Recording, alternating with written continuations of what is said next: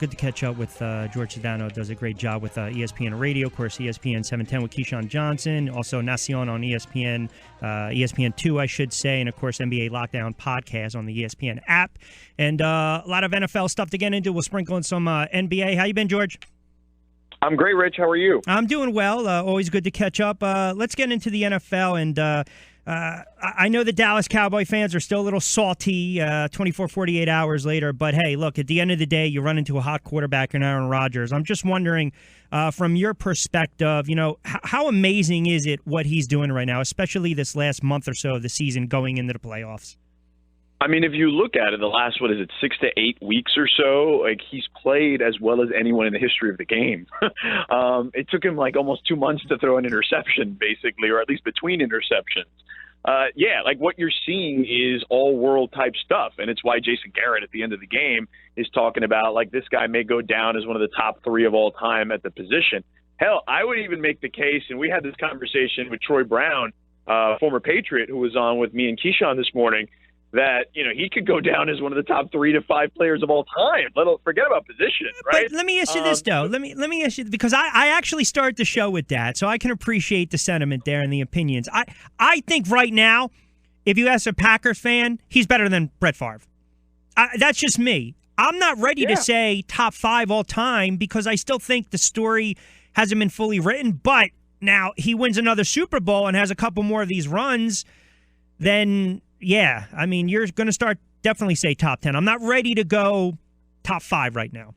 That's just me. Yeah, I mean, look, I think when the story, and I think that's what Garrett was alluding to when it was all said and done, that he thinks he can be a top 3 quarterback of all time. And I think that he's starting to get in that conversation already. I mean, look, when you think of him, forget about the accomplishments. I'm just talking about what you see from the position, okay? Because, look, Dan Marino is one of the best pure passers I've ever seen play football. Agree. He didn't win championships, right? Agree. That's the problem with football. It doesn't always work that way. Yep. John Elway may be considered the best, in a lot of people's eyes, the best quarterback to ever play the game, but he only has 2 championships. Right. So, Aaron doesn't have to win more months necessarily to be in that conversation. I think that's kind of where we're at with him. Is that he does stuff that very few other guys before him can do. Even that last play to Jared Cook. I mean, he's throwing across the grain, running as a guy is coming at him under duress, and makes the pinpoint pass with 3 seconds to go. Like, that's the type of stuff that's storybook stuff.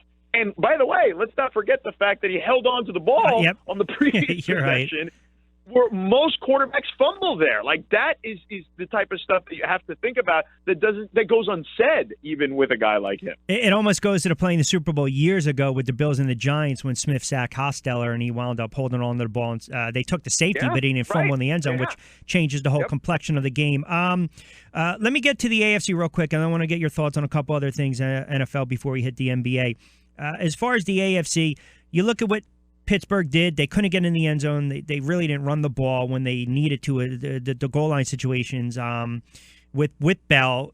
Kansas City, to their credit, held them to field goals, but you had a couple lapses there with Andy Reid. I was a little annoyed afterwards just listening to what Kelsey had to say. First of all, that's holding. I get it. You don't want to see the flag there. You got to call the flag there. But this is a kid that not only drops a huge pass down the middle of the field, but then has a bonehead play that cost them 15 yards where they're clawing for some offense. It's magnified by the fact that Andy Reid tightens up in these big games. I mean, to me, that's a bad loss for Kansas City, especially the season they had in being at home. Oh, yeah. They've also, last 5 playoff games in that they've lost? Yeah. And the crazy part is, like, most people thought they could win simply because of Andy Reid's history off a bye. I think it's 19-5 or something like that in his career. He's unbelievable in those situations, both regular season and postseason. And, yeah, none of that helped. Ultimately, I think the biggest problem with Kansas City, and I've been saying this for years, is Alex Smith. Alex Smith can only take you so far. He is a game manager. And you know what? I try to say that doesn't necessarily have a negative connotation, but in his case it does, because I think there's to do with him. He limits you on offense. He's not a guy that can throw the ball down the field with regularity that you feel confident in. And look, it's just we're a year removed from him having a receiving core, or 2 seasons now removed from him having a receiving core that didn't catch a touchdown. That's true. That's a fair point. That's what we're talking about. Like, Alex Smith's career has been built off precision passing, and guys making plays after the catch. But that's not Alex Smith being great. That's just Alex Smith being really smart and cautious. But look, a guy, I'll make the perfect connotation for you here. Chad Pennington might still be the most accurate quarterback he's in that conversation. He's also one of the smartest quarterbacks I've ever seen play the game. You guys know that up there. He was a Rhodes Scholar, but he was limited. You know, the injuries over the years, the shoulder injuries limited him, and they could only go so far with Chad Pennington as the quarterback, whether it was the Jets all those years, you know, that one year he had in Miami where he finished second in the MVP voting. That's just the reality of Alex Smith. I don't even think Alex Smith is as good as Chad Pennington. So you look at a guy in Alex Smith who in this playoff game has a 5 yards per attempt average. You can't win that way. No, you can't. It's not the way this league is predicated now. No, it's check down Charlie. You're right. I mean, it's kind of the argument I made with Bradford and the numbers and whatnot, completion percentage. What's the perspective with you guys down in Los Angeles with the Chargers? I'm assuming that the warm welcome wagon's going to be rolled out with these guys. No, man, it's like a proverbial yawn. I don't understand this. No one cares about football. I'm sorry. They care about the NBA. You got the college teams, and you got great weather down there. They do care about the Dodgers, too. But you're right. The baseball, you're right. You're absolutely right about that. What I would say, though, is that the Rams are not really Los Angeles' team. They were Orange County's team. They were Anaheim's team. They played there for, I think it was 12 or 13 years at the end of their time here in Los Angeles. And, they left in 1994. So you're talking about 20-some-odd years now. The people who are going to those games in Anaheim, are well into their 50s and 60s, and they're probably not going to games at the Coliseum at this stage of their life. They just don't want to do that. It's a rundown, dilapidated, stadium. But that doesn't mean it's a fun experience to go there. And the city did just fine for 20. Exactly. Yeah. So you got that team, and look, when they were 3-1, people were into them. It was funny because I remember being on the air and telling Keyshawn, I said, "Yo, I think they're frauds." And he's like, "Well, why would you say that?" And I said, "Because I've seen this movie before. Like, I grew up a Dolphins fan, so I saw Dave Wanstead, run the ball and play defense and play it close to the vest." And that didn't work then. It's certainly not going to work now with Jeff Fisher with a team that isn't as good as those Dolphins teams were back in the early aughts. And they did prove to be frauds. So what happens is you have a terrible team, and now you're bringing a Chargers team who, look, I'll give them this. They're more entertaining than the Rams. Agree. Offense with Phillip Rivers. They've got a nice young defense. But the problem is, Rich, they play in the toughest division in football with the Raiders and the Broncos and the Chiefs. So how many wins are they actually going to get? So that plays a factor here. And here's the last thing. This town, as far as football is concerned, the team that resonates the most still are the Raiders. The Raiders are still the team that here when it comes to the NFL, and them not coming here, I think will end up being a huge mistake for the NFL. No, and rightfully so with the Raiders. And you're right. Again, a couple minutes with ESPN's Jorge Sedano. Don't forget, you can catch the NBA Lockdown podcast on the ESPN app. Of course, does the morning show ESPN 710 with Keyshawn Johnson, and of course, Nacion on ESPN 2. Quickly to the NBA, while I got you for a couple more minutes. I tweeted out yesterday that the Warriors had to beat the Cavs just to get them out of their head. They blow them out. They're 35-6. They're playing great basketball. I get it. We can talk about the product of the NBA or the Western Conference, but yet it seems every time you bring up the Warriors, it's always but they blew a 3-1 lead to the Cavs. I mean, is this team going to be better than last year? Do you sense that this is a more focused team going forward? I think they're not only more focused, but I think they're just more talented. I mean, anytime you add Kevin Durant, there's no way you can't be better. Now, we could sit here and talk about depth and, they're not as deep as they were last year. Fine. But you know what? Their top 6 or 7 rotation guys are still going to be quality NBA guys. And I said this early in the year on the NBA Lockdown, and it's starting to come to fruition. If JaVale McGee can give them anything off the bench, then if they can be the team that can harness his ability, and he can give them a quality 15 minutes, all of a sudden they're 8 deep, and they're a lot more formidable because he's a complete contrast to what Zaza Pachulia is. Zaza's just kind of more, rugged and tough, and he's going to get you tough rebounds, keep the ball alive. JaVale is a threat on offense, particularly off the pick and roll, on the alley-oops, things of that sort. And the way this team passes, he can really cause some problems for teams. And obviously he can defend as well with his length. So it looks like Steve Kerr has done a nice job of that thus far.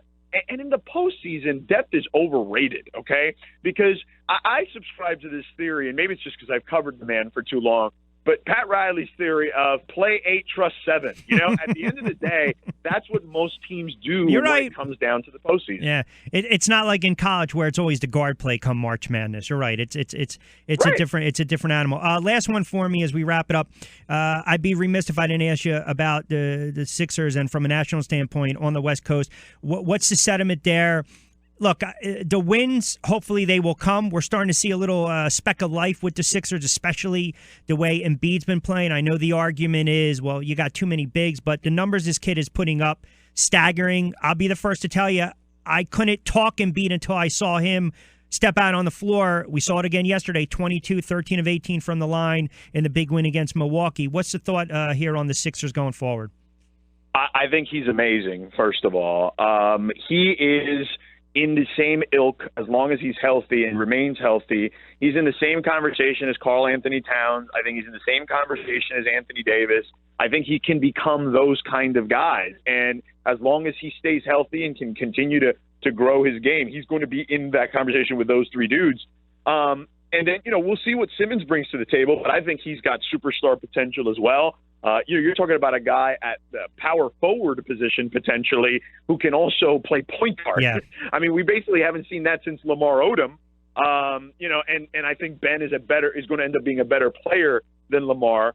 And look, you mentioned the assets, the big men, whether it's Noel, though I would consider keeping Noel. I would too. I think he has so much versatility on defense. He's such a great defender. You need that. Look, what we were just talking about with JaVale McGee, Nerlens Noel does all that, except he's better than JaVale McGee, okay? So now Okafor, you're going to have to move. You're probably going to get pennies on the dollar for him. I know that Sam Hinkie was never a huge fan. That was kind of management who pushed that on him. But I do feel like if you can get anything for him, you just deal with it. You deal for it. I'm just curious to see what NBA team actually makes a move on. Well, listen, I'll tell you this. I mean, if there's an NBA team that goes on Twitter and criticizes him, you know that his father's going to back him. So. Well, I know that. Clearly how that works out for the poor blogger in Philly. The other part of it is this. They've got 2 lottery picks, man, in a really deep draft. I've talked to our draft guys. These guys do this for a living. I'm watching a lot of these kids now because when there's a deep draft, I like to kind of get my own opinion on these kids. But you got a kid like Lonzo Ball, who I've seen a handful of times. I think that kid has one of the highest IQs I've seen out of a college basketball player in many, many years. You put him on that team if they end up winning the lottery or being in the top 2 or 3, and they've got the Lakers pick, which probably could be 6th or 7th. You're talking about quality guys. As I mentioned earlier, the draft guys, just to finish that thought, they told me this draft the top 6 or 7 guys can be all-stars, and 20 guys being real rotation players. So Philly can really help itself this season with those 2 extra picks. And then, look, man, sky's the limit. If they make the right decisions in the draft and they tinker with the teams via trade or via eventually free agency, this team can be a championship contender in about 2 or 3 years. Wow. So, everyone was talking about the process, and they're kind of expediting the process and trying to get the quicker results. I'll save my bad Knicks for another time because I'm a little pressed. But that's it. Hey, cut me some slack, will you? Hey, I'll give you Phil Jackson back if you want him. Oh, no. Here, I don't think even want them. I think they're happy with what they like their young core. I hear you. I hear you. We can do a swap on that one. All right, brother. I appreciate a couple moments. Keep up the great work. Hopefully we'll talk again down the road. You got it for sure. Take care. Have a good one. All right, Jorge Sedano. Good stuff. Real good stuff.